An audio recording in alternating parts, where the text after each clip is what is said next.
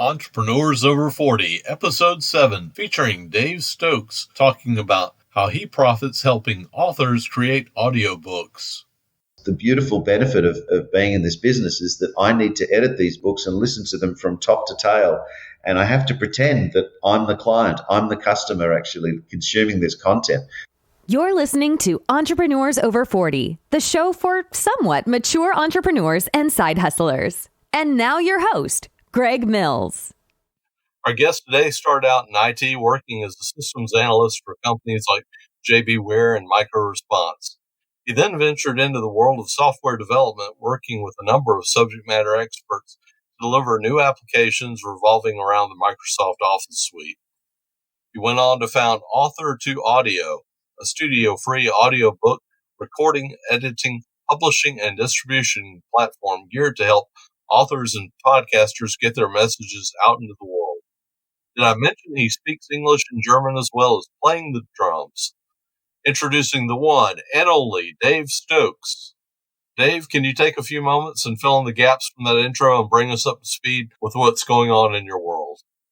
Thanks, Greg. That's a wonderful introduction. I'm always amazed at how much better somebody else introduces you rather than you being able to introduce yourself. So thank you for that very kind intro.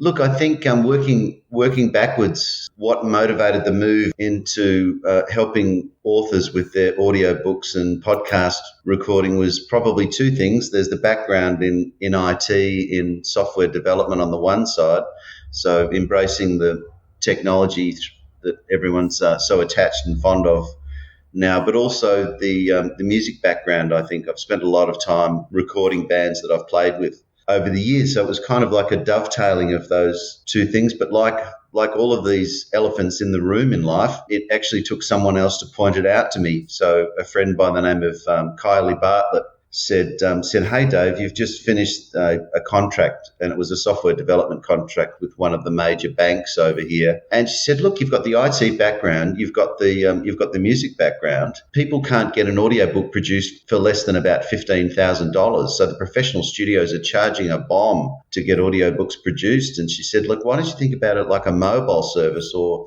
perhaps a more do-it-yourself kind of service that people could do at home, because we all have this beautiful cheap technology available to us now, which is studio quality." It's the sort of thing we're using now, Greg. So that was kind of the leap, or the move, or the fork in the road, I suppose it was, where the too many analogies all in a row here, but the two rivers came together, I guess. There was a confluence into audiobooks, and it's been almost 5 years now with Author2Audio. So it can pay for itself now, which is a great relief for any entrepreneur. I know you came from an IT background, but did you have any entrepreneurial background before that? Was anyone in your family, an entrepreneur? They have their own business, or was it just been you? Sure, that's a really, really interesting question. If I go way back to my fourth great grandfather, he partnered together during the 1800s.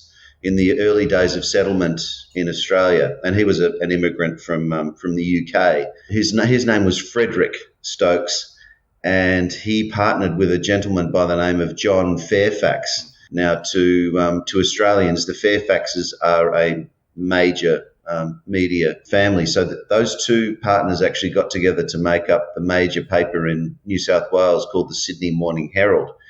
So I think we could probably put Frederick in the entrepreneur kind of area. He came out from Britain basically with printing skills, and in those days the colony was very, very skinny on skilled workers, with any kind of technical knowledge. So I suppose maybe some of that might have dribbled down the bloodline. But from my own point of view, I think it's been working within large corporations for quite a bit of my career, some small ones as well. But it's been sort of businesses within businesses. I've found that's happened a lot throughout my career, that once you start working for a department, you become a cog in the wheel, but it's a series of all little engines that combine together to make the whole thing work. So I suppose to some degree that's called an intrapreneur. I think I've heard that term. So working within an organisation rather than like a sole trader or out on your own. Yeah, a lot of these organizations, they get so large that you're almost at cross purposes with them sometime as an entrepreneur. Yeah, absolutely, absolutely, Greg. And I imagine you've found the same thing in your own IT career. You've worked for some of the larger organisations, but also some of the smaller, more agile ones. Particularly back in the '80s, there was computer companies were popping up like daisies, just everywhere in those days. I wish I knew then what I know now. I could go back and I would have started one. I was, always working for someone else in that regard. It's a big change of mindset. It really is. I mean, it's certainly very risky. I mean, I'd say to anyone who is thinking about going out on their own, the first thing to do is to try, if you can have a couple of years worth of net income in your bank account, then in my experience, you're going to need every bit of that, because it'll take you 4 years to be able to cross the line. So they're pretty slim times in the early days. Yeah, I was laughing because in my earlier days, I would be lucky to have had 2 months savings, and that was probably pushing it. Now the priorities change, though. That's very true. Yeah. Well, I started with a little bit of family help and about 6 months worth of income behind me, and I thought, within 12 months, this is going to be the make or break. It's either going to work or not work at the end of that 12-month period. But of course, by the time you get to 12 months, you've already established, if you've been lucky and careful, you've already established quite a few client relationships by that stage. So it's not that easy to sort of just, close up the shop and lock the door and walk away from it. You've started to build a reputation in your business, so it's not as easy as it's not as temporary or disposable as I think sometimes people are tempted to think. So how did you get started recording audiobooks for authors? Essentially, I got started by I had a wonderful introduction to an independent publisher who mainly looked after authors who were creating or wanted to create business-related books. So this would be a story of someone who'd been in an industry for, say, more than 20 years. Generally, had built an organisation and wanted to share all of those lovely shortcuts and tips that, as you were saying before, Greg, if you knew what you knew now then you'd probably save yourself a whole bunch of time and heartache. So I think there's a lot of business authors are motivated to share that information, and it also gives them a lovely authority when they're sharing it in a book format and become an author. And they were all becoming very curious through this. And the independent publisher, by the way, is now called Publish Central. And the gentleman I spoke to was Mike, and still have a relationship with, is Michael Hanrahan. And Michael was coaching and helping all of these authors plan to produce these business books, and he was helping them with the editing and the typesetting, layout, and publication. And when we first met up together, when I approached him, he said, "Look, I'm finding more and more often now that authors are quite happy with their print version and they're happy with their ebook version, but they're all a lot of them are starting to ask questions about, should I do an audio book?" So that was the very beginning of that relationship. So I've got a lot to thank Michael for in the early days. So he really got me started with my first sort of 10 to 20 clients. Is there ever an instance where an author should not have an audiobook? That's a great question. There's only one. Probably the most challenging author I've had was a financial advisor, so a CFO, I think they're normally referred to now, Chief Financial Officer. And she was talking about her experience throughout the course of her book. And in one particular chapter, when she's talking about forecasting, so things like business revenue forecasting and cash flow forecasting. And we got to a page in her book where there was a diagram which showed a 3-year cash flow projection. So across the top we had month by month, and then we had maybe 15 revenue items and then another 20 expense items. And if you can imagine the matrix that we're looking at there, it had to be turned vertically so that it would fit onto the page. And we got to that section of the book, and Amanda said, "So Dave, what do I do with this? How is this going to work in audio?" And I said, "Amanda, it's not. It just won't." So there are certain objects, particularly diagrams and large tables, and long lists of things, which really don't provide any kind of entertaining audio. But our way around that, Greg, is to provide a companion document along with the audio book, and we'll refer to it during the audio book, saying, so for the 36-month cash flow projection, go and have a look at davestokes.com/book, download the PDF, and then you can visually look at the cash flow forecast whilst you have the audio paused. So once you've digested that information, you can then unpause the audio and continue to hear the story. So similar problem with a gin distiller who had lists of maybe 30 or 40 different botanicals that would be included in a gin recipe. So there's juniper berries and cardamom, orange peel, arrowroot.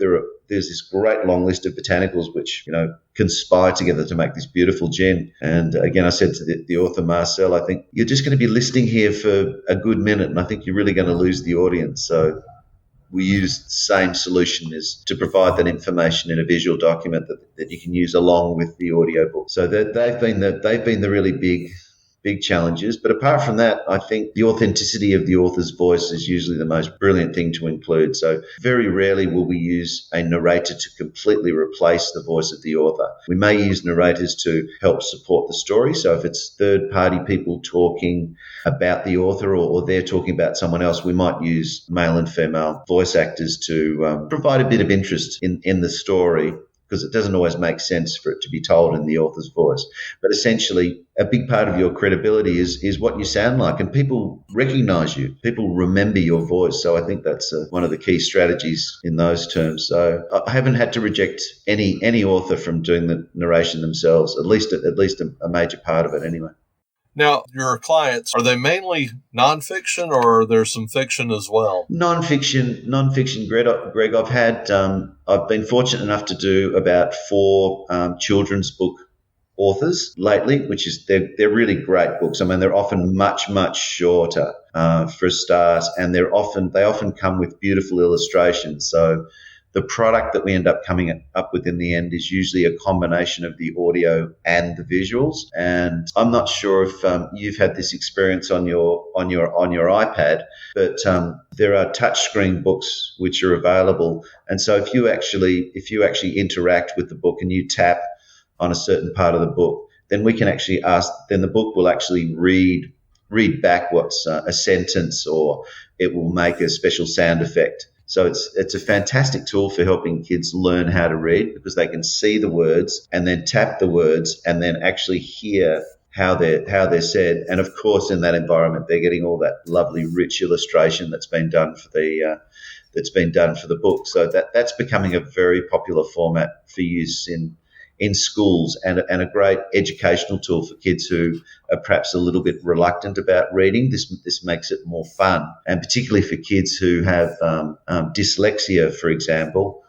For them, they can understand usually really well what's being said to them, but to make the translation between what they hear and what those symbols represent on the page, the text itself, that can be a big challenge for them. So audiobooks are increasingly being used in kids who are impacted by those sorts of learning difficulties. So that's kind of the fiction end of the business at this stage. I haven't done any large fiction works at the moment. It's kind of it's a different scenario. More often than not, it's become the business authors, because they're on a track to use their information. More often than not, they'll break it down into chapters, or they'll take out, particularly, lists of tips and stuff like that they actually produce during the book. So they're able to take their book and break it down into little pieces and use it for social media. So most of the work's been around the business, which has been interesting. As you say, I've learnt about vaginal prolapse. I've learnt about hair and beauty salons and how to make a great hairdressing salon. Where else are we in? There's financial accounting, how to distill your own gin. And so, of course, the beautiful benefit of being in this business is that I need to edit these books and listen to them from top to tail. And I have to pretend that I'm the client, I'm the customer actually consuming this content. So I have to not only listen to it, but also kind of rate it in terms of its ability to be understood, if you know what I mean, and feed that back to the author. And so I'm becoming qualified in all of these amazing industries and practices that people get up to. So it's an incredible learning experience, which was completely unanticipated in the beginning. I hadn't sort of thought of that, but it's made me something of an expert in all of these amazing disparate areas that I would have never had exposure to. Yeah, I hadn't even thought of that, from the standpoint of you're getting a free education in those regards. Beautifully put. It is exactly that. And these are people who are at the top of their game in terms of their industries and markets. So it's fantastic that way. What percentage of authors do you think have an audiobook now? Ironically, the audiobook product isn't really all that new, given the amount of vintage blonde that both you and I have, Greg. I'm sure we can go back to the 70s and occasionally remember maybe even a family holiday in the car where dad jumps into the car and he's got this kind of book, and it has 8 or 10 or 12 cassette tapes, and he would just pop them into the tape player in the car, and we would listen tape after tape, and we would listen to some fantastic children's story or a memoir or whatever it might be. So really the concept is, the name has changed. I mean, they were referred to as talking books in those days, and I think apart from entertainment for children and to make literature available to people who might be vision impaired, for example, I think that's as much as people kind of thought of it. That was pretty much what it was all for. And then the big change, I think, occurred in the 90s, and especially in Australia, and I think maybe this happens in the US as well, is that there's quite a lot of long haul trucking that goes backwards and forwards across the country. And what the truck drivers were finding was that, and in Australia we have like a national radio carrier. I'm not sure if there's an equivalent in the US, but the Australian Broadcasting Corporation. So you guys have got your own ABC over there, yeah? And the ABC has a thing called Radio National. So they broadcast the ABC, and it's got reach across the entire country. But what was happening, of course, is that the truck drivers were tuned into the local radio stations, and then they would get sort of 20 kilometres or 10, 15, 20 miles out of that town centre. They would lose the signal from that radio station, and the only thing they could listen to was the national broadcaster, which started to wear very thin after a while. And so what happened was that some very enterprising retailers thought what we should do is start putting these cassette tapes in the truck stops. And so they started putting these things up for sale, and they found that the truck drivers were buying these things, and they were doing everything from buying tapes and CDs by this stage as well, that were courses in learning how to speak Spanish. And so the truckies were actually, using that time to listen to entertaining stuff, but also educating themselves on these long haul truck routes and things like that. So the push in the marketplace actually came from the road. It came from the trucking industry. And then people started seeing in those roadhouses these things available. Then it started to sort of spread out to the broader community where people would say, hey, that's great. Look, we've got some Charles Dickens stories we can play for the kids because, like in Australia, like the US, I mean, you can do some very long family holiday drives. You can do massive ones. They're three days worth of driving to get from one side of the country or from the top to the bottom or whatever. So I think that's where it's kind of 3 days of driving and you're missing a family member. Yeah, that's right. There's always one in the car who's just that bit naughtier or, more car sick than all the rest. I'm just going to fast forward to today, Greg. So all of what we're talking about here, the cassette tape and the CD, it's all given way to the mobile phone, and as you know from your IT background as well, I mean we have more computing power available, more power than they had to send the Apollo 11 astronauts to the moon. Yeah, so but by a long stretch, by a factor of 50, or 100 or even 1,000. So we have all this incredible capacity on our phones, and of course, one of the things you can do with that is that you can use it to play an audio book. And if you don't like what's being played through the family, the family car stereo, then you can just plug in your earpods and listen to your own story. So there's been an incredible development in the product itself. So I've never really contemplated producing any kind of physical product as well. Occasionally people will ask me whether I produce CDs. The most that I've done is to occasionally put an audiobook onto a little themed USB stick. So, for example, one of the jobs I'd quoted for was a wonderful woman who'd written a book about buying your first house. Her book ended up being picked up by one of the major banks who were having a presentation to, I think it was approximately 10,000 people over a 5-day period. And each one of those individuals in the audience would receive this little USB stick with her book on it, and it was in the shape of a front door key. Okay, that's pretty clever. Yeah, but apart from that, now I think it's all it's 100% digital now. It's just so very easy to just click and play. I can see these books being, especially the nonfiction books, being as a virtual business card or a lead magnet for giving a person authority in their space and business. Why do you think that storytelling has kind of emerged now as kind of a force in business and in online marketing? Fantastic question, Greg. I think in the same way that we've kind of done that full circle, really back to those days in the 80s. And the 70s on those family holidays with the cassette tapes playing in the car. Really, we are actually back to that stage with audiobooks now, just that we're delivering it in a totally different method, but it's really still the same idea. And if we talk about storytelling, then storytelling itself, it predates language. It certainly predates text. It predates written language. It predates printing technologies. It predates printing technologies. I mean, effectively, if we went back a million years, then the two of us are together on a hunt, and Greg sees something and just goes, oh, and I see the same thing and just go, oh, message conveyed. Greg's just seen some prey over there, and he's just alerted Dave to it. Dave sees it too, and we're off to pursue it.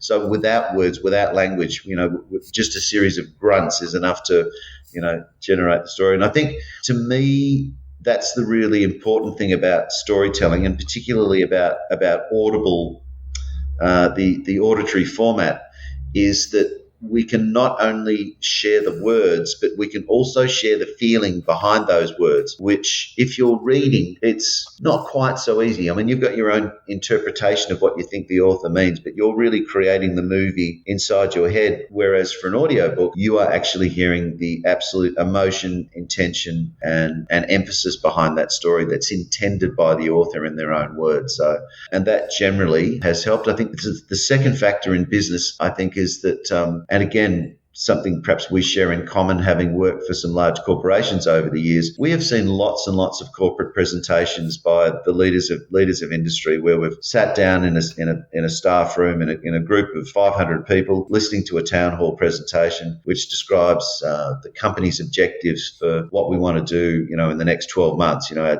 12-month plan. And we've sat through an hour's worth of PowerPoint presentations that go through very, very, esoteric, hard to understand and abstract concepts. Whereas now, those same presentations, there's a huge shift towards starting the story with, the other day in our Delaware store, a woman fell over and hit the floor, and one of our staff members went immediately over to help her. And she said, look, the terrible problem is that I don't have my heart medication with me.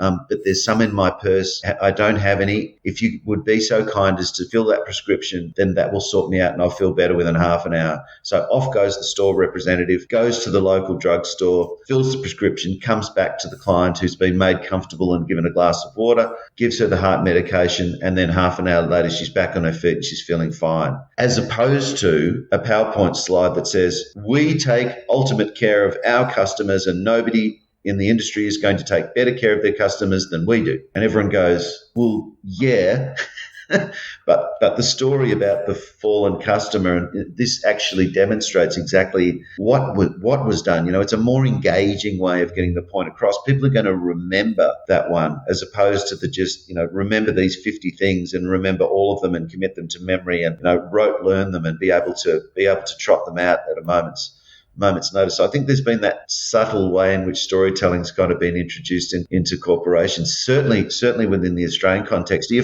you finding the same thing over in the US? I think we engage more with stories. I was engaging with your story about the lady that fell and the manager went and got her prescription filled. Yeah, I think that's an awesome display of customer service and empathy. Let's talk about your process. How do you start the process from somebody comes to you and they want to have an audiobook? My first question to the client, Greg, when somebody comes to me for an audiobook is probably a bit counterintuitive because one of my first questions for them is like, what do you want an audiobook for? Like, why do you want one? And it often meets with the chin sort of goes back into the chest and people going, hang on, mate, you're supposed to be selling me something here. And I say, well, I know it's an unusual question to ask, but it's important for me to understand what the motivation is for the author, what it is that they feel they will gain, what sort of benefit they will gain, how they're going to use it. So it sort of opens up to a broader question around what are their expectations around the process, and more so about the outcomes and the product. What do they want to use it for? Why would you use me? And probably 8 out of 10 times now, that question is met with the response, my readers have demanded it. My readers are asking me for an audio version of my book. So that becomes a really useful or really interesting bit of market research. Is it's not the author waking up one morning going, I really need an audio version of my book. They're not just cooking up the idea out of their imagination or just the next thing to do or whatever. There are actually people who are saying, I would much prefer to consume your information in audio. And it would seem that a great percentage of that population are people who are very time poor, number one. And secondly, most of them are men. So us guys are not renowned as being great readers. We will read technical information and, things we need to learn to develop a skill, that sort of stuff. We'll eat that up. But very few guys read for pleasure. Something like 75 to 80% of estimated consumption across Amazon is by women. Women are amazing, voracious consumers of literature, whereas for guys it just hasn't been the case. But now all of a sudden, this little game changer comes in where I can be driving in the car, I can be mowing my lawn, I can be walking the dog, I can be doing something at the same time, which is kind of like a low intellectual requirement level thing. And of course, all of us guys, including you and me, have been told to go out and get more exercise. And so this is something you can do on your walk or your run or your bike ride. You can literally just pop in the earpieces and you can consume half an hour of an audiobook while you do your daily exercise. So what we're finding is that audiobooks are growing at somewhere around the rate of about 20 to 30% across most sort of first world countries, and something like 70% of that growth are male customers. So it's the guys that are getting interested in audio. And I think part of it is this kind of pragmatic kind of, I can't see myself sitting around curled up on the couch reading a paperback or a romance novel. But what I can see myself is doing is learning about Amelia Earhart, for example. And I'm going to pick off a few chapters in audio while I go around the park with the dog. That's sort of what the market is saying about audiobooks. And guys generally prefer to read nonfiction. So there's this huge increase in the amount of nonfiction which is being consumed in audio, and guys are just lapping it up. It suits us better somehow, I think, as a huge generalisation. There are certainly plenty of women who love listening to audiobooks as well, particularly ones who get airsick. A friend of mine says, as soon as I get into a plane or a car, I have to put the paperback down. That's the end of the story. But now if I'm flying for business, I can actually pick up the book where I left off and listen to it in audio on the plane, and I'm not looking down. I don't feel ill in the car, or I can keep my horizon and all that sort of stuff. So that's probably the first big part of the process is talking to the author to understand what their motivations are, why they want the audiobook. Beyond that, Greg, essentially it's a 3-step process. So it's record, edit, and publish. So the recording phase will go through we'll generally set up the author to record in their own home. Some will have a facility like you have at home at the moment. So they'll have a smallish room that's fairly well soundproof. You've probably got some clothes hanging. Ideally, you've got some soft furnishings around you, like a sofa. Preferably ceilings aren't too high, carpeting on the floors, and there's a couple of tricky things we can do, like putting pillows behind your laptop screen. That absorbs a little bit of that ring that you can get in the recording in the room. So once we've got them up and running, the author will go through the process and they'll say to me, "Hey Dave, so that's good. So my book is 40,000 words long. Like, how long is that going to be as an audiobook?" And I say, probably going to be 5, maybe 5.5 hours, something like that. And they just go, "That's fantastic. I'll get the whole thing done tomorrow morning. I'll send you the recording by lunchtime tomorrow." And so hang up the phone and I go, "I don't think you will." But anyway, and then 3 days later, I get this call from this author going, "Man, that was really hard." Difficult in terms of spending of emotional energy, but also just the amount of physical effort that's required to really, put your all into a reading from something that's very close to your heart. These are deeply held beliefs that people have about what they've written about. And so it's a much more energetic process than most authors think about. And that's universally true. They all come all keen to get out of the starting blocks and, I'll get this done in a minute.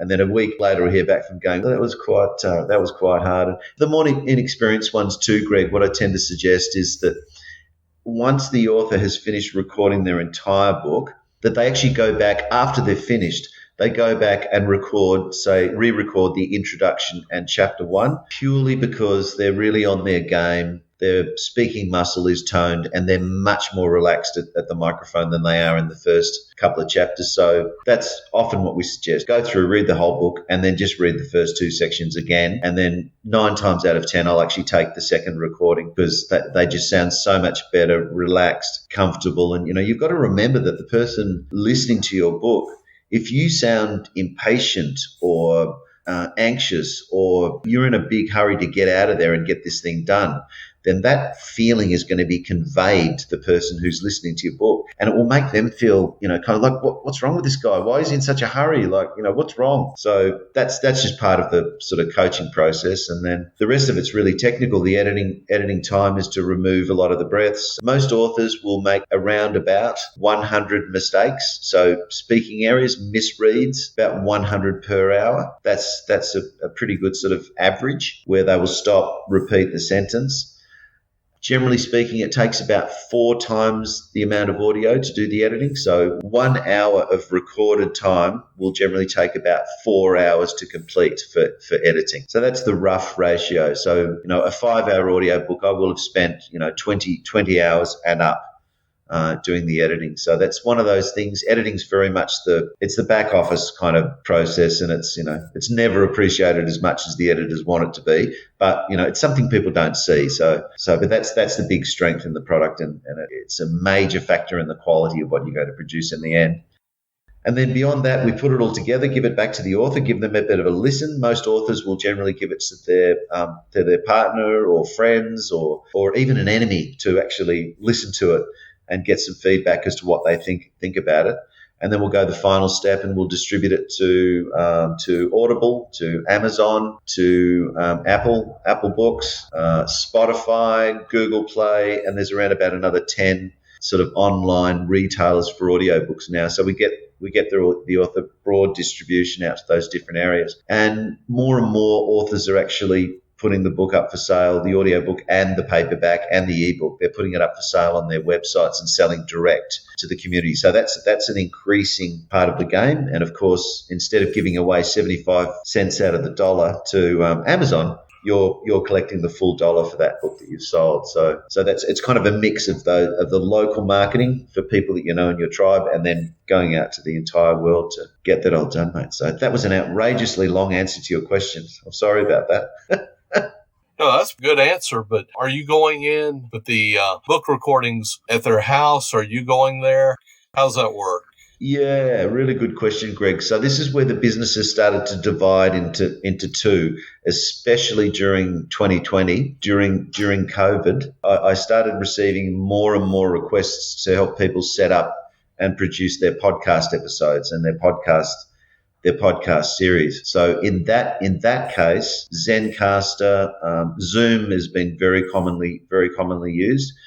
Riverside FM, as you mentioned, and people are using that as a remote interviewing tool, usually like we're doing here now, capturing audio and video. And then they've got a couple of different assets that they can choose to use. They might use some of the video to capture some of the, the funny, amusing or insightful parts and then use that on social media to kind of pepper some breadcrumbs, some interest in a forthcoming podcast episode. As far as the audiobooks are concerned, unfortunately, although Zencaster and Riverside FM are very, very close to an appropriate system for recording an audiobook, at the end of the day, because it's a one-way channel, we basically, in musical terms, we have one instrument, which is the author's voice, one instrument recording into one microphone, recording into one device, be it a laptop. And I have authors who have recorded direct to their mobile phones. I mean, mobile phone audio quality, recording quality is sufficient now that you can get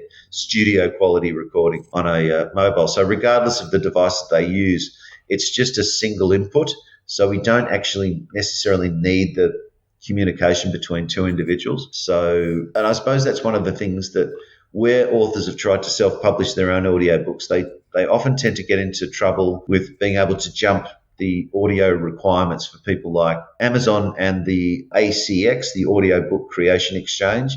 They have basically set the standards across all retailers for audiobooks. And it's quite challenging. It took me probably my first 5 or 6 audiobooks before I really settled the process down and realized that we had to be careful of this and that and the other thing. So there's quite a bit of technical tweaking, and you have a few constraint problems in jumping their audio requirements. So you can fix one thing and it'll unfix another. It's that sort of constraint stuff. So they work within a very tight requirement. So that's something that everyone finds a big challenge with if they go, yeah, audiobook, going to produce it myself.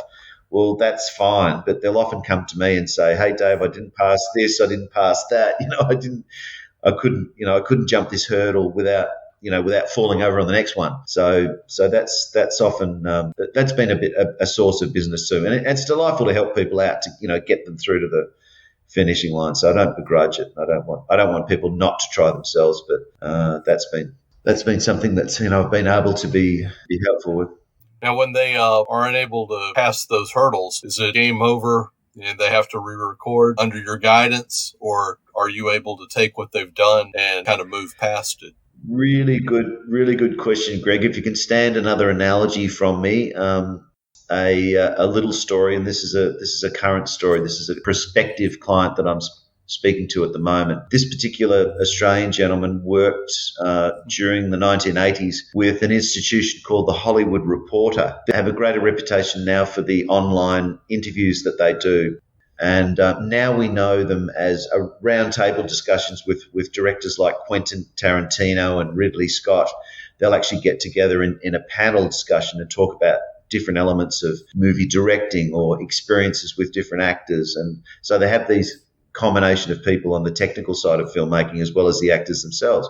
Anyway, so this guy, John, that I'm speaking to at the moment, he was a journalist with the Hollywood Reporter, and each year for 10 years, he went to the Cannes Film Festival. And while he was there, he interviewed celebrities, Peter Sellers, Faye Dunaway, Tom Cruise, and there's this great long raft. He's got something like 80 interviews that, as most journalists do, they'll take along a micro cassette with them and they'll actually record the interview so that they can then go back, re-listen to it, and make sure they don't miss anything when they're actually writing the article. So the only reason they do the recording, it never needed to be of any kind of decent quality, because it was just had to be good enough that the journalist could use it to review the information and not forget anything or any great golden nuggets that were within the interview. So this is what John has done, and he's got a collection of these interviews that run anywhere from 5 minutes to an hour. George Harrison was an hour-long interview, apparently. So John sort of said, look, I'm thinking now, I'm retired now, Dave. That was back in the 80s. I've been retired for 18 months and I want a project. I'm wondering, all these recordings that I have in my drawer, is this rubbish or is this gold? Do you reckon we might be able to develop a project to put these all together into some sort of audio book? So he's planning to introduce and position each of the interviews at the beginning. So explain that at the time, Tom Cruise was 21 years of age. They just released Top Gun, and Top Gun was getting its first airing and first showing at the Cannes Film Festival. Do I always get an acceptable level of quality from my authors? The answer is, if I haven't set them up in the environment, set them up on the equipment and tested them, and then run those tests that I know need to be done to make sure that the audio is going to be able to jump the audiobook hurdles, then it becomes a longer conversation. We need to talk it through. We need to examine your audio and work it out. So some of these recordings from John were recorded in a car in traffic. There's another one that's terrible quality where there's this. It sounds like there's a garbage truck that comes in the middle of the interview. So we've got all of this background noise that to a large extent we're going to have to try and remove to get these things at least to the standard where it can be published, but also to actually improve the quality so that people can. So it's more legible to somebody who's trying to listen to it. So again, another really long answer to your question, but for someone like Greg, if in your environment at home, Greg, you and I talk together through it. You set up in your environment. You've got your headphones. You've obviously got a good sounding microphone. There's not much echo in the room. That I'd be 99% happy with the recording that Greg had done of his podcast episodes or the recording of his audiobook, because you're in the right environment. But the audiobook companies, they've got a low tolerance level to background noise, which means things like soundscapes that you would normally do in a score for a movie, where you have things like background noise, background music, and you'll have sound effects like people's footsteps or conversation going on in the background. It can be actually quite difficult to get those kind of recordings produced as audiobooks because of these kind of now arbitrary rules as to how much background noise you can have. So the robots don't distinguish between someone talking in the background versus the sound of electronic rumble or hiss or whatever. So it's there's quite a balancing act to get these recordings through sometimes. Yeah. How long does this process take usually, both recording and the edit? Let's say Greg's produced a 40,000 word book. That's about the average length for a business. It's going to be about 5 to 5.5 hours worth of audio. And Greg would say, Dave, it's only a short book. It's going to take me 6 hours to record and I'll be finished. And as we mentioned before, Greg will then come back to me at the end of the week and he will have finished the recording. And he will have done it in probably 1 hour, like 1 hour sessions. Often an hour is enough. So in the evening, the house is quiet. The kids have all gone to bed. The birds have all gone to sleep, and things are settled within the house, and the rest of the family are quietly in another room watching TV or something like that. It's the perfect time to record. So between say 8 p.m. in the evening through to 11 p.m. that's the sweet spot. That's the great time to record. Everything's quiet. You might pick off an hour, maybe an hour and a half, and then go, wow, he was right. There's a fair bit of energy in that. I think I've had enough for tonight. And then you might skip a couple of days. So you can fit it in. What I'm saying is you can fit it in with your lifestyle. So you don't need to go from, flat out from the start line to the finish all in one take. It's too exhausting, and we can hear it. We can hear the author tiring. You can hear it in someone's voice. Their tone becomes flatter, and also they instinctively start speaking faster. As you see the finishing line approaching, it starts galloping and people start skipping over their words. And then, of course, you start making more mistakes. You start misreading a lot more because you're jumbling over your words and you're missing syllables and stuff like that. So basically that's what's happened at the end of the week. It'll be, there'll be 2 or 3 sessions on 3 nights. Greg's finished the recording, sends it over to me. I said, Greg, it sounds fantastic. You've been remembering to have the sipper bottle, like just have little drinks of water along the way. Keep your mouth moist. That's an important thing, very important. Otherwise, we get all these clicking sounds, and we can hear you, trying to work up saliva in your mouth, and the microphone picks up all of that. And so at the end of that week, and then the week after that will usually be the time that I'll take to edit the book. So I'll spend upwards of 20 hours in the next week doing the editing. So I'll listen to your book from top to tail. And at the end of 2 weeks, I'll have some product that I'll be able to send back to Greg. I'll leave it with Greg for a few days just to maybe sample some of it, go through and do a little spot check through the audio, or give it to a friend. A partner's often good. As we all know, our partners can be very, very frank and very honest in their criticism. So often they're a really good audience. But be careful not to give it to you. Be careful not to give it to anyone who loves you too much, because sometimes they might they might swing the other way and say, Greg, it sounds fantastic. I loved all of it. It was fantastic. So they're coming from a space which is more about not wanting to hurt you about something. So sometimes a really positive review are the things that you are the most suspicious of, and you're going, really? I thought it was that good. Like, really? So it's great to get some opinion. Pick some people you aren't particularly good friends with. Sometimes a harsh critic is a much better one. Someone who doesn't really know you or particularly like you very much. At that stage, you'll come back with an approve or a not approve, and we'll make any changes that you need to make. Next stage is to upload it to the distributor. That is done within about a 3 or 4 hour space. Then basically we wait. So after a week or two, you'll see your book released at the early audiobook retailers. So audiobooks.com, Bookmate, they tend to release fairly early. Within 3 to 4 weeks, usually Apple Books have published your book and it's ready for purchase or subscription. And the other book retailers, and there's around about 15 of them altogether. And usually the last one to come through is Audible Amazon. So Audible Amazon can take usually 6 weeks, sometimes up to 8 or 9. So if we do all the maths on that, let's allow 2 months for your book to be completely published, plus a week for editing and approving, and then the week before. So 10 weeks is the longest that the whole thing takes. So about 2.5 months from dead stop to completely published everywhere. Do you ever have authors that kind of augment their books with like personal stories or examples as they're reading their chapters, or is it just straight from the published book?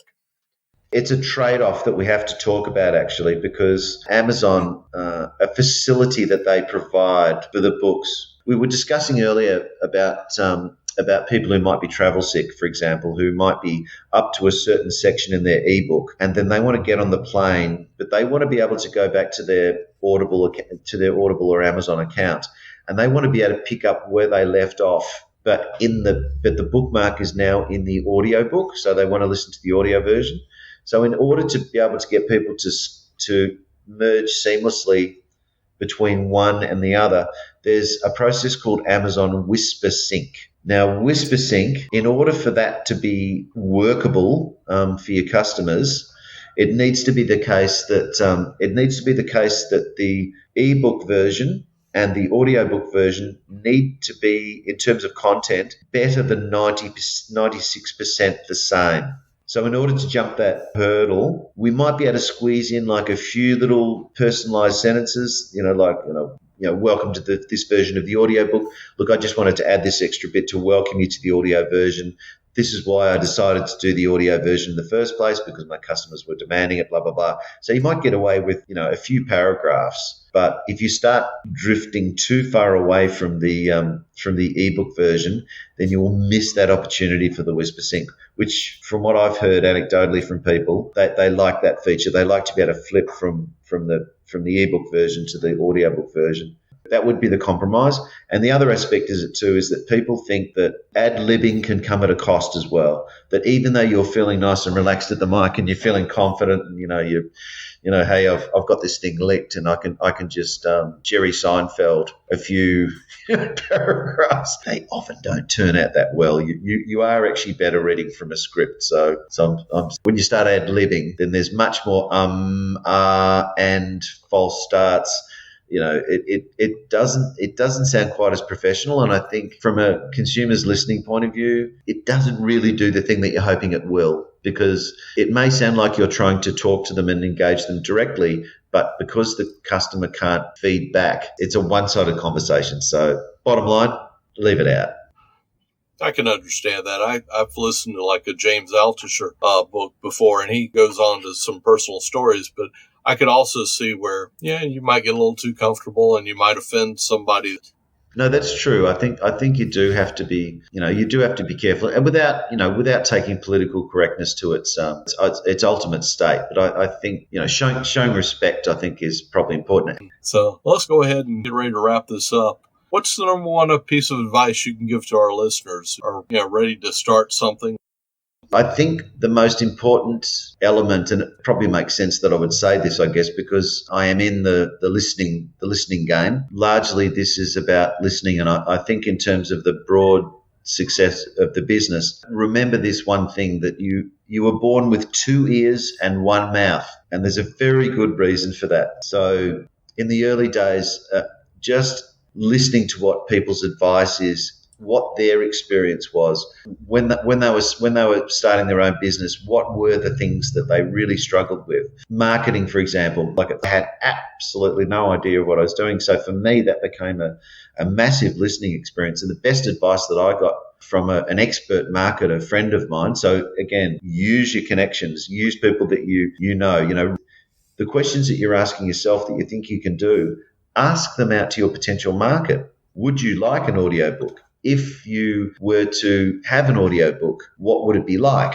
As an author, are you finding that there's an increased demand for audiobooks in your marketplace? So actually get the market research done first. So if I had my time over again, I would have spent much more time on that now, because I spend a lot of time doing it now. So I've changed my practice where it's not about me saying, I make great audiobooks, come and buy one from me. We're moving into micro learnings, for example, at the moment, that you can play on your mobile phone device.